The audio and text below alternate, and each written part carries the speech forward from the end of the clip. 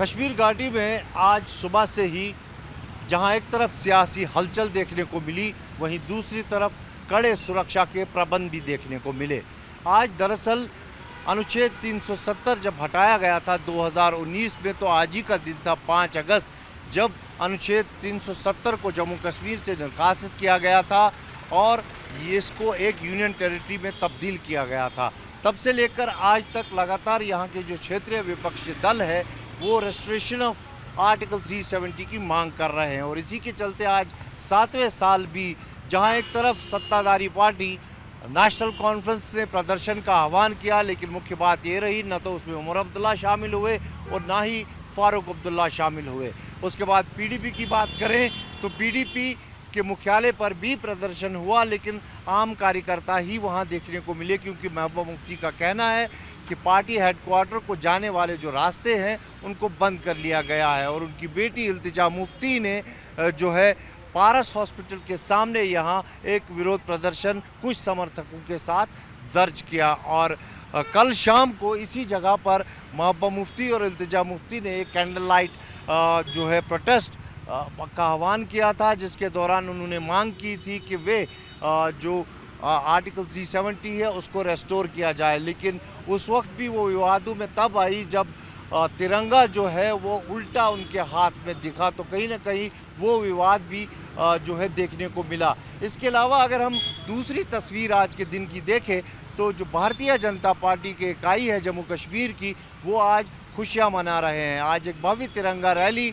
श्रीनगर के इसी टीआरसी में देखने को मिली, जहां पर मोटरसाइकिलों पर सवार जो कार्यकर्ता थे, नेता थे बीजेपी के जम्मू कश्मीर इकाई के, उन्होंने तिरंगा रैली निकाली और उन्होंने कहा कि अनुच्छेद 370 जब से हटा है तब से कश्मीर जो है विकास और उन्नति के रास्ते पर चला है और यहाँ ना तो प्रदर्शन देखने को मिलता है और ना ही यहाँ पर किसी आम आदमी की तब से हत्या हुई है और ना ही आतंकवाद के मामले ज़्यादा सामने आए।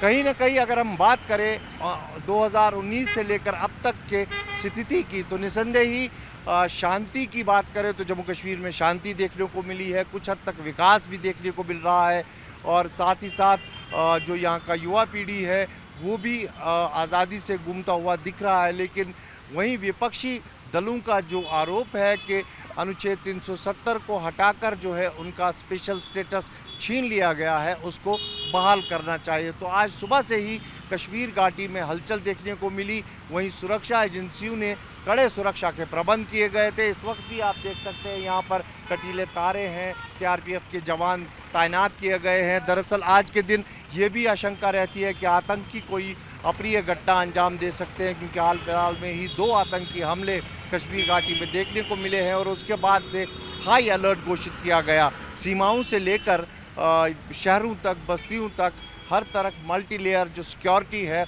उसका प्रबंध किया गया था, ताकि एक तो उग्र प्रदर्शन को रोका जा सके और साथ ही साथ अगर आतंकी कोई अप्रिय घटना अंजाम देने की कोशिश करते हैं तो उसका भी मुंह तोड़ जवाब दिया जाए। कैमरा पर्सन इरफान मंजूर के साथ खालिद हुसैन, जी मीडिया कश्मीर। नहीं, वो कोई उसकी गलती से हुआ, मैं ऐसा नहीं मानता हूँ। उसने वो जानबूझकर किया है। हमेशा तिरंगे का अपमान उनकी आदत है, उनकी फितरत है, तो उन्होंने तिरंगे का अपमान किया है। तो हम तो ये मानेंगे कि तिरंगे का अपमान हिंदुस्तान नहीं सहेगा और तिरंगा का जो अपमान उसने किया तो जो उसकी सज़ा है वो सरकार इनिशिएट करे और उसको कहे कि आप ऐसा क्यों किया आपने। तिरंगे को उल्टा करके, और वो भी छोटा था, वो कोई बड़ा तिरंगा तो था नहीं है, उसने उसको हाथ में रखा और हाथ में रखकर उसको उल्टा करके रखा। ये एक जानबूझकर किया हुआ कृत्य है, जानबूझकर किया हुआ काम है। हम इसकी निंदा करते हैं। एक और सवाल है कि सर आर्टिकल 370 को कई 7 साल हटे हुए, तो किस तरह की डेवलपमेंट आप देख रहे हैं उसके हटने के बाद? नहीं, हम तो ये मानते हैं कि धारा 370 आर्टिकल 370 हटने के बाद जम्मू कश्मीर जो एक डेन बनाया गया था, फॉरेस्ट बन गया था और यहाँ आतंकवाद, अलगाववाद जो उन्होंने स्पॉन्सर्ड करके इसको फैलाया था और उसके रूट्स इतने नीचे चले गए थे कि लोगों को पता नहीं लगता था कि क्या करना और क्या नहीं करना, लोग उसमें बह गए थे। लाखों लोगों की बॉडीज़ जो है वो कब्रों में दबा दी गई, हज़ारों माताएं जो है वो पुत्र विहीन हो गए, हज़ारों हमारी बहनें विधवा हो गई, हज़ारों के हज़ार घर जो है वो उजड़ गए। तो ये जो उन्होंने इन पिछले 30-35 सालों में किया, जो कृत्य उन्होंने किया 1999 से लेकर 1889 से लेकर और 2014 तक, तो ये बहुत गलत घिनौना हरकतें थी जो इन्होंने की।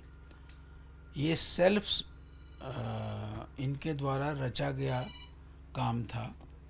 और सरकार आने के बाद 2014 में, मोदी सरकार आने के बाद कुछ चीज़ें ठीक करने की कोशिश की, लेकिन 2019 में जब हमारी दूसरी बार मेजॉरिटी की सरकार आ गई, हमारे 303 एमपी आ गए और उस समय हमारे सरकार ने इस आर्टिकल को जो अननेसेसरली यहाँ थोपा गया था और जो ये कहा गया था कि ये टेम्पररी है, इसको हमारी सरकार ने पार्लियामेंट में इसको ख़त्म किया और पार्लियामेंट में यहाँ यूटी बन गया और लद्दाख को भी यूटी का स्टेटस दे दिया गया। और यहाँ से धारा 370 और 35A जो बाद में 1954 में एक प्रेसिडेंशियल ऑर्डर से यहाँ लागू किया गया था, उसको हटा दिया गया, उसको समाप्त कर दिया गया। और उसके बाद अमन की सांस ली यहाँ के लोगों ने, चैन की नींद यहाँ के लोग सोए, कोई पत्थरबाजी नहीं हुई, कोई कैलेंडर जो छपते थे हर हफ्ते कि सोमवार से लेकर इतवार तक क्या करना है, वो नहीं निकलते रहे। हमारा बच्चा, हमारा बेटी आराम से अब स्कूल जाती है, उसको कोई ख़तरा नहीं है। माता पिता आराम से अपने घर में इसकी चिंता किए बगैर कि उनका क्या होगा। पहले तो ये होता था कि भाई माँ बाप अपने बच्चे को स्कूल भेजता था, उसकी ये चिंता लगती थी कि शाम को वापस आएगा कि नहीं आएगा।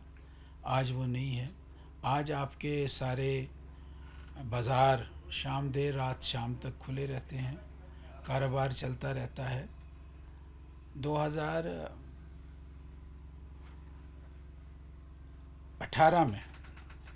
2018 में यहाँ 288 केसेस जो मिलिटेंसी इफ़ेक्टेड घटनाएं घटी और वहीं 2025 में 18 उसकी संख्या है। तो कितना बड़ा फ़र्क आ गया है। 2025 में 2.03 करोड़ लोग जम्मू कश्मीर में टूरिस्ट के नाते आए। ये बहुत बड़ा हम परिवर्तन देखते हैं। और जम्मू की तरफ हम जाएंगे तो जो वाल्मीकि समाज, जो गोरखा समाज, जो राइट से महरूम था, उनको जीने का भी राइट नहीं था। किस बदतर से बदतर ज़िंदगी में वो रह रहे थे, उनको हुकूक मिले। हमारी महिलाओं को, चाहे वो हिंदू महिला चाहे मुसलमान महिला है, उसको हुकूक मिले।